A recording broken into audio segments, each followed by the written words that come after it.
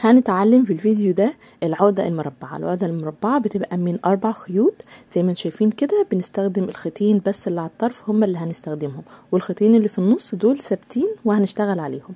اول حاجة بجيب الخيط اللي في ايدي اليمين بالشكل ده على الخيطين الثابتين بالشكل اللي انتم شايفينه ده، وبجيب الخيط اللي في ايدي الشمال على الخيط اللي جاي نمبر 4 كده، شايفين بالشكل ده. وبالخيط ده ببدأ اطلع بيه من الفراغ اللي انا عملته بالشكل ده، وابدأ ان انا اسحبه. هيتكون لي زي ربطة او عقدة، هبدأ ان انا اشدها بالتوازي وايدي ماسكة الخيطين الثابتين بالشكل ده، وابدأ اشد كده. العقدة المربعة لسه ما خلصتش معانا، هنشتغلها بنفس الشكل بس من الناحية التانية. هنعمل شكل